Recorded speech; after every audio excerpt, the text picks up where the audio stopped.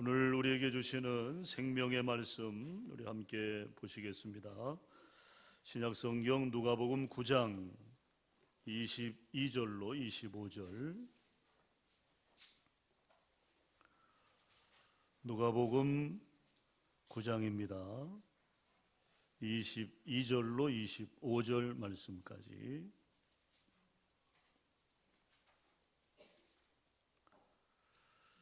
우리 다 함께 합독하겠습니다. 이르시되 인자가 많은 고난을 받고 장로들과 대제사장들과 서기관들에게 버림받아 죽임을 당하고 제3일에 살아나야 하리라 하시고, 또 무리에게 이르시되 아무든지 나를 따라오려거든 자기를 부인하고 날마다 제 십자가를 지고 나를 따를 것이니라. 누구든지 제 목숨을 구원하고자 하면 잃을 것이요 누구든지 나를 위하여 제 목숨을 잃으면 구원하리라. 사람이 만일 온 천하를 얻고도 자기를 잃든지 빼앗기든지 하면 무엇이 유익하리요. 아멘. 자, 우리 옆사람과 인사 나누겠습니다. 사랑하고 축복합니다. 그렇게 좀 인사하실까요? 네, 앞뒤로도 인사하십시오. 네, 우리 학생들도 인사해야지. 네, 사랑하고 축복합니다. 네. 자, 오늘 성숙의 문을 여는 열쇠, 오늘 두 번째 시간입니다.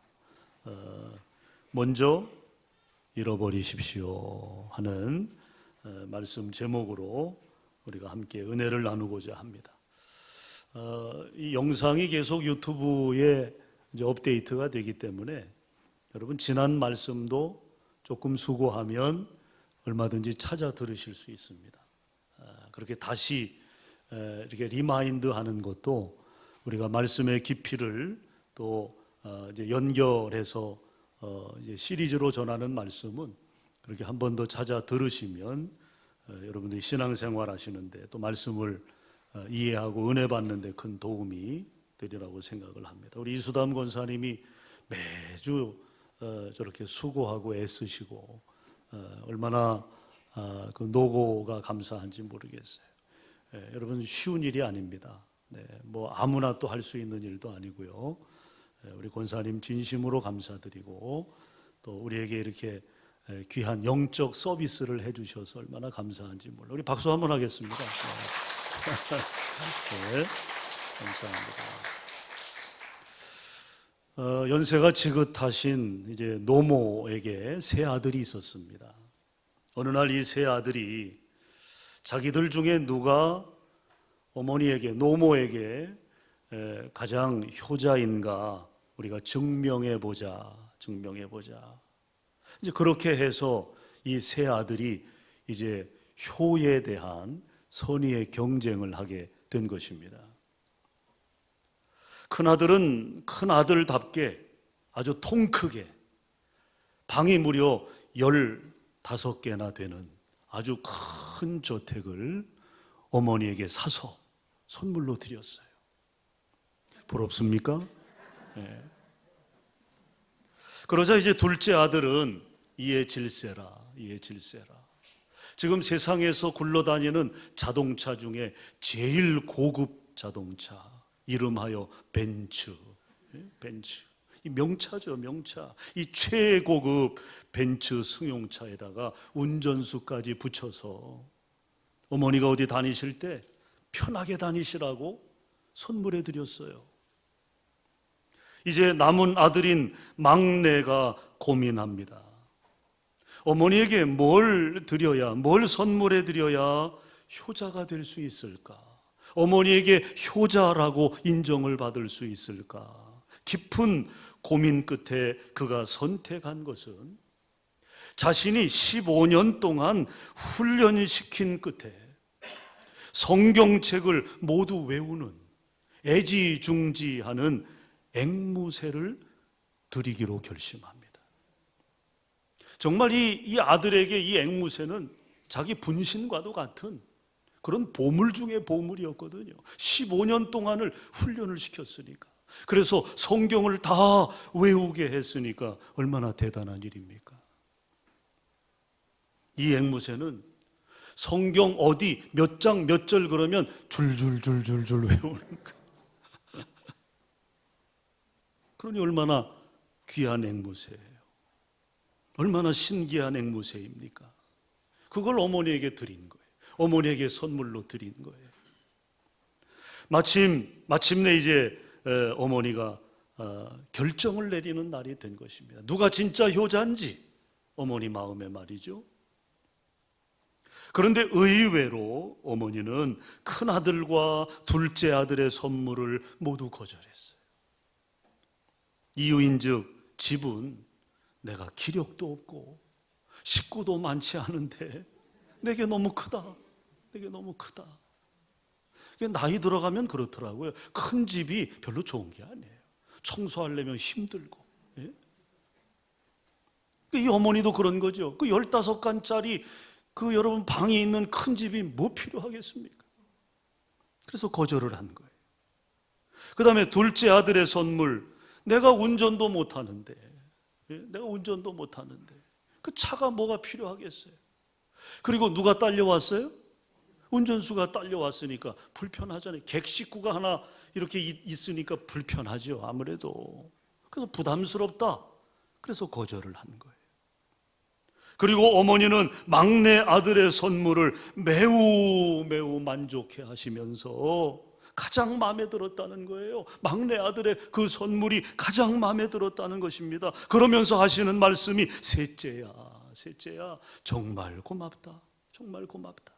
아유, 요즘 내가 기력도 떨어지고 기운도 없었는데 네가 보내준 닭 잘 먹었다. 잘 먹었다. 그놈 참 맛나더라.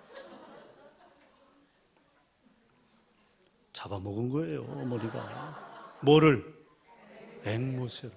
몇 년 동안 훈련시킨 15년을 훈련시킨 성경을 줄줄줄줄줄 외우는 그거를 그냥 한 방에. 여러분, 사람마다 받는 선물의 가치와 의미는 다 다를 것입니다. 필요를 넘어 과분한 것도 있고요, 그렇지 않은 것도 있어요. 또 받아서 행복한 선물도 있고요, 또 받았는데 마음 상하는 선물도 있다는 것입니다. 그렇다면 여러분, 우리 그리스도인들이 하나님으로부터 받는 가장 큰 선물은 무엇일까요? 건강하게 오래오래 사는 장수의 복입니까? 물론 그것도 복이지만 그러나 가장 큰 선물은 아닐 거예요. 여러분, 오래 사는 게 행복입니까? 그러면 자녀들의 삶이 형통하고 하는 일마다 다 성공하고 또 사업이 번창해서 쌓을 곳이 없을 정도로 물질의 복을 받는 것이 가장 큰 선물일까요? 그것도 복은 복이겠지만 역시 가장 큰 선물은 아니라고 봅니다. 뭐 지나 좋은 거죠. 뭐 지나, 그죠? 예? 뭐 자식이 성공하고 잘 돼도 부모에게 나 몰라라 하는 그런 자식들도 있으니까 뭐 지들만 좋은 거지 사실은. 그래서 그것도 복 중에 복은 아니다. 그러면 여러분, 그러면 하나님으로부터 우리 그리스도인들이 받는 가장 큰 선물, 그것이 뭐냐? 그것은 바로 우리 영혼의 구원인 줄로 믿습니다. 여러분, 세상에서 아무리 장수하고 성공하고 부자가 돼도 마지막에 그 영혼이 구원받을 수 없다 하면 그는 가장 불쌍하고 불행한 실패자가 되는 것입니다. 그러므로 다른 것은 몰라도 여러분에게 주어진 구원의 자격만큼은 누구 때문에 또 어떤 이유로도 절대 잃어버리지 마시기를 간절히 바랍니다. 그거 잃어버리면 안 돼, 여러분. 그거 빼앗기면 안 된다, 그 말이죠. 자, 그러면 우리가 어떻게 구원을 받을 수 있습니까? 구원받는 방법이 무엇입니까? 우리가 가장 기초적인 신앙교육에서 다룰 내용이겠지만 우리가 다시 한번 우리가 어떻게 구원받을 수 있나요? 구원받는 방법이 뭡니까? 그것은 한마디로 누구를 믿어요? 예수를 믿는 것입니다. 그리고 예수님을 따라가는 것입니다. 왜냐하면 예수님만이 유일무이한 구원자이시기 때문입니다. 그런데 문제는요, 예수님을 따라가는 것이 그리 쉬운 일이 아니라는 거죠. 왜요? 거기에는 많은 장애물이 있기 때문에 그렇습니다. 그렇다면 예수님을 따라가려는 우리 앞에 놓인, 여러분 앞에 놓인 가장 큰 장애물이 뭐라고 생각하십니까? 믿지 않는 가족입니까? 여러분이 처한 어떤 환경인가요? 아니면 사탄 때문입니까? 오늘 본문은 그런 것들이 아니라고 하는 것입니다. 그럼 뭡니까? 주님을 따라감에 있어 가장 큰 장애물, 그것은 바로 우리 자신이라는 것입니다. 그것이 오늘 말씀에서 우리에게 가르쳐주고 있어요. 우리 자신, 나 자신, 그것이 가장 큰 장애물이라는 거예요. 자, 여러분, 오늘 본문 24절 우리 다시 한번 읽어볼까요? 24절 다 같이 시작. 누구든지 제 목숨을 구원하고자 하면 잃을 것이요 누구든지 나를 위하여 제 목숨을 잃으면 구원하리라. 여러분, 여기 또 하나의 믿음의 역설이 있습니다. 즉 자신이 구원받기 위해서는 오히려 자신을 잃어버려야 한다는 거예요. 내가 구원을 얻기 위해서는 우리 자신을 버려야 한다는 것입니다. 그러나 문제는 우리가 어떻게 자기 자신을 잃어버릴 수 있느냐는 거죠. 여러분, 어떻게 우리는 자신이라는 이 믿음의 장애물을 넘어서서 예수님을 잘 따라갈 수 있을까? 오늘 예수님은요 23절에서 친히 이 질문에 대해 답을 주고 계십니다. 우리 23절 다 같이 시작. 또 무리에게 이르시되 아무든지 나를 따라오려거든 자기를 부인하고 날마다 제 십자가를 지고 나를 따를 것이니라. 바로 이 말씀 속에 자신을 구원하고 다른 사람의 구원에 쓰임받는 인생을 사는 비밀이 들어있다는 거예요. 여러분, 그 비밀이 뭡니까? 그 비밀 첫 번째는 따라합시다. 자기를 부인하는 것이다. 여기 자기라고 하는 헬라어는 헤아우트라고 합니다. 헤아우트, 자기 자신, 자기애라는 뜻입니다. 이 부인한다라고 하는 이 헬라 단어를 보게 되면 아파르 네오마이라고 하는 단어입니다. 헤아우트, 아파르 네오마이, 이것이 바로 자기 부인입니다. 여기 이 부인이라고 하는 이 말의 뜻 가운데는 포기라고 하는 뜻이 병행되어 있습니다. 나를 포기하는 거예요. 나를 포기하는 것입니다. 자, 여러분, 이 자기 부인이 갖는 이 의미가 뭘까요? 이 의미가 나를 포기한다는 것, 나를 잃어버린다고 하는 것, 그 의미가 뭘까요? 영성신학자들의 표현을 빌려 말하자면 참된 나를 찾기 위해 거짓된 나를 포기해야 한다는 것입니다. 내 안에 거짓된 나가 있다는 거죠. 그것을 버려야 한다는 거예요. 그것이 버려질 때 참된 나를 발견할 수 있다는 것입니다. 이것이 영성신학자들의 견해인 것입니다. 즉 우리 안에는 양면의 실체가 공존하고 있다는 거예요. 하나는 양심의 통제를 받아 도덕적이고 윤리적인, 더 나아가서 신앙적인 범주 안에서 절제된 삶을 살고자 하는 긍정적이고 밝은 자아가 있는가 하면 반대로 독선적이고 이기적이고 육체의 소욕을 따라 살고자 하는 부정의 어두운 자아가 우리 안에 공존한다는 거죠. 그러므로 오늘 자기를 부인하라고 하신 이 예수님의 말씀은 죄라는 본성을 배터리로 삼고 있는 어둠의 자아, 거짓된 나를 그 타겟으로 삼고 있다는 것입니다. 한마디로 예수님을 따라가는 일에 방해가 되는 자기이죠, 자기.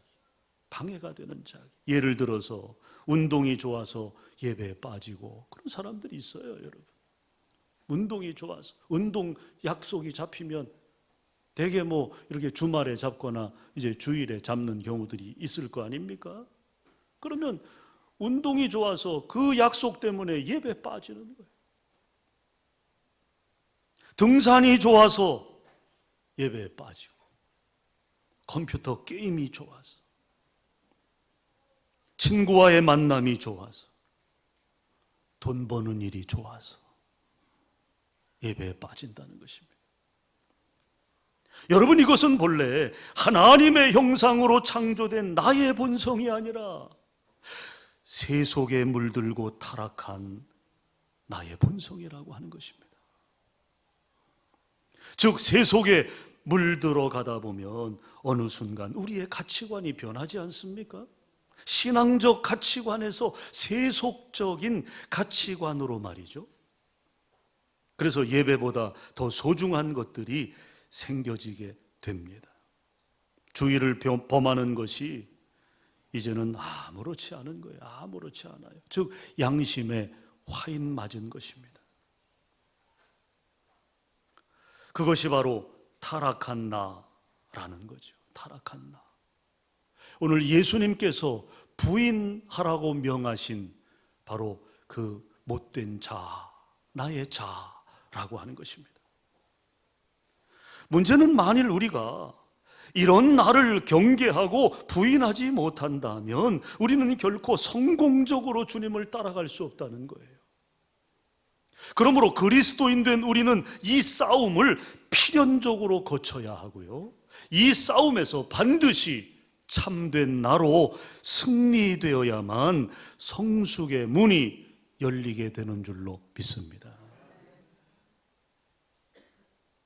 자, 그 다음 자신을 구원하고 다른 사람의 구원에 쓰임받는 인생을 사는 두 번째 비밀이 있습니다. 그 두 번째 비밀은 따라합시다. 날마다 자기 십자가를 지고 주님을 따라가는 것이다. 믿으시면 아멘. 뭘 지고요? 자기 십자가를 지고, 자기 십자가를 지고. 여러분, 십자가의 의미가 뭡니까? 우리는 흔히 인생을 살다가 우리를 힘들게 하는 어떤 사람이나 어떤 사건을 경험하게 되면 그런 사람, 그런 사건을 가리켜서 뭐라고 표현합니까? 내 십자가라고 표현을 합니다. 그 사람이 내 십자가라고 이야기하고요, 그 일이 내 십자가라고 이야기합니다. 그래서 어떤 사람은 자기 남편이 십자가가 되는 경우가 있어요. 아유, 저놈의 인간, 내 십자가라고, 내 십자가라고. 또 시어머니가 십자가인 경우가 있어요. 시어머니가. 우리 시어머니들, 시어머니가 십자가가 되는 경우가 있다. 또 속썩이는 자식들이 십자가가 되기도 합니다. 아유, 저놈의 자식들, 저놈의 자식들. 그게 내 십자가라고. 또 함께 신앙생활하는 우리 교우 중에 누가 내 십자가가 되기도 한다는 거죠. 심지어 어떤 사람은요, 팔리지 않는 부동산이 자기 십자가라고 이야기하기도 합니다. 아유, 그거 빨리 팔아야 되는데, 아유, 그거 나 십자가야, 십자가야. 어떤 순진한 교인들은요, 십자가를 지라고 하니까 십자가 장식을 하고 돌아다니라는 말인 줄 알고 늘 십자가를 이렇게 목에 걸고 다니는 사람이 있어요. 교회 한 청년이요, 이제 십자가 목걸이를 늘 하고 다니니까 이제 청년 담당 목사님이 농담 삼아서 그 청년에게 이제 이렇게 이야기하는 거예요. 야, 십자가는 그렇게 달고 다니는 게 아니고 지고 다니는 거야. 그러니까 이 청년이 아, 그래요? 그러더니만 앞에 있는 십자가를 뒤로 휙 돌리더니 목사님, 이렇게 하면 십자가 지는 거죠. 이런 참. 여러분, 십자가에 대한 이런 정도의 의미 부여가 타당할까요? 타당할까요? 그렇지 않죠. 그렇지 않죠. 여러분, 그러므로 우리가 십자가에 대한 의미를 정확히 이해하기 위해서는 주님께 물어야 합니다. 누구에게 물어요? 주님께 물어야죠. 주님께.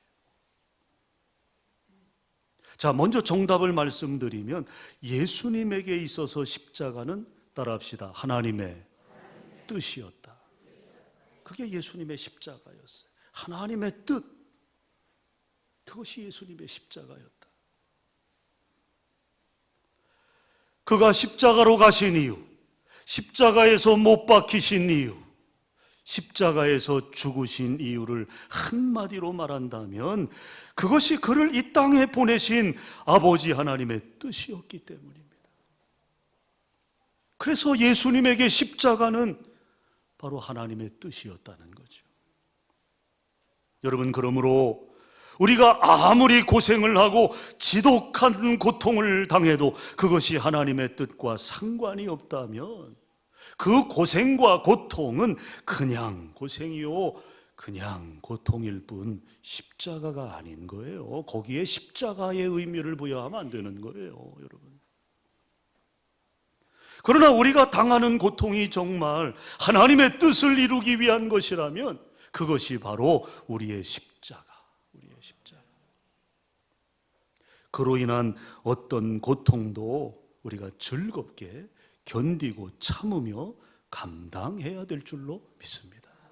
그런 십자가는 우리가 져야 돼. 여러분, 오늘날 우리는 너무 과도하게 자기를 강조하는 시대를 살고 있습니다. 이 시대는요, 자기를 강조하는 시대입니다. 자기 속에 빠져 사는 시대라는 거죠. 여러분, 서점에 가보십시오. 서가를 채우는 절대 다수의 책들을 보면 인간 심리학과 관련된 책들입니다. 소위 우리의 자존감, 자긍심 등 자아상을 높여주기 위한 내용의 책들이 차고 넘쳐요, 서가에. 그러나 현대인은 그토록 많은 심리학자들의 도움에도 불구하고 점점 더 깊은 열등감에 늪에서 허우적거리고 있습니다. 또 한 심리학자는요, 현대인의 3분의 1 정도는 병적 열등감에 포로되어 살아간다고 이야기합니다. 3분의 1이면 얼마나 많은 숫자입니까? 3사람 중에 하나니까. 병적 열등감에 빠져 살아간다. 오늘 우리 사회 안에서 일어나는 여러 가지 범죄들을 보게 되면 우리가 상식적으로 이해되지 않는 범죄들이 있죠. 그 이면을 우리가 헤집어 들어가 보면 거기에 뭐가 있어요? 병적 열등감이 있는 것입니다. 병적 열등감. 그것을 극복해내지 못한 결과가 결국에는 불행이 되는 거예요. 불행이.